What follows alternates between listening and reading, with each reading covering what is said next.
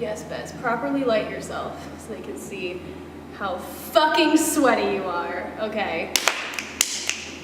I had to turn off the air conditioning so I could record this audio, and I'm like glistening. Jake already hates that my channel and Cinderblock's channel are always related on YouTube, so he's gonna hate this. So I don't typically hide any of my personality in case that wasn't super apparent by now. Like, good or bad, what you see is what you get. I don't try and hide any aspect of my personality. I don't try and be a different version of myself for different people. I'm pretty much just like this all the time. I'm like super comfortable in my own skin. Because of that, I've never really had a problem asking for help when it comes to like mental health stuff. Being like, hey, I'm going through a shit time.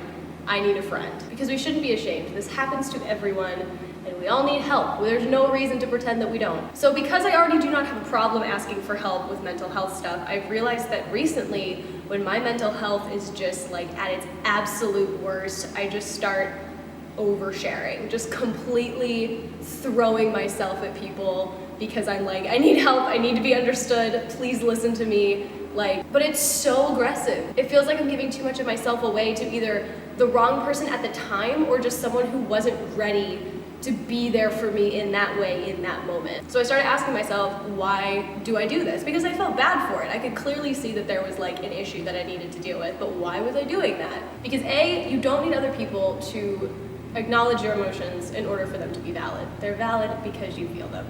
I put my hand on my chest and I felt how sweaty I was. Oh my God.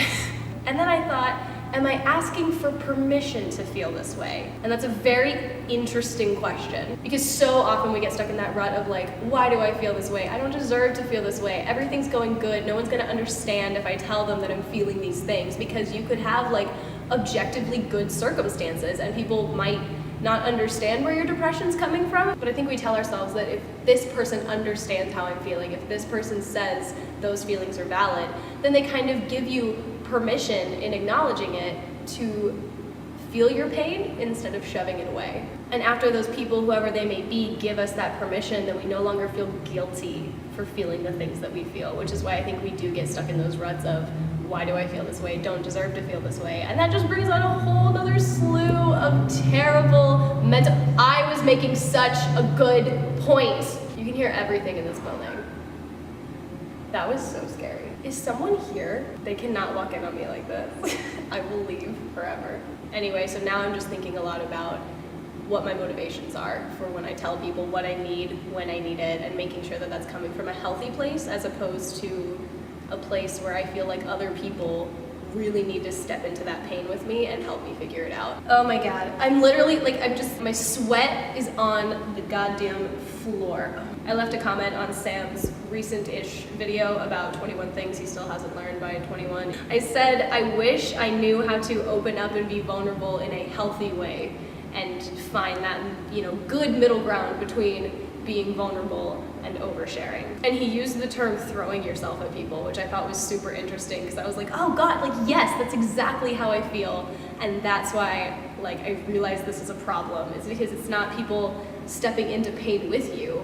It's you just like dragging them by their teeth, and that's not okay. So just group therapy session down in the comments. Tell me how vulnerable you get with people and why. Because I'm genuinely interested. I've been speaking to everyone about this lately. I literally think I've made a puddle on the floor now, so I'm gonna go. Goodbye. Oh my God, so much butt sweat. I'm a beautiful woman of God. Hey, I'm Bess and you're watching Cinderblock Sessions. Now I understand why people feel so uncomfortable when they do that. Ooh, that felt super weird, and I'm alone.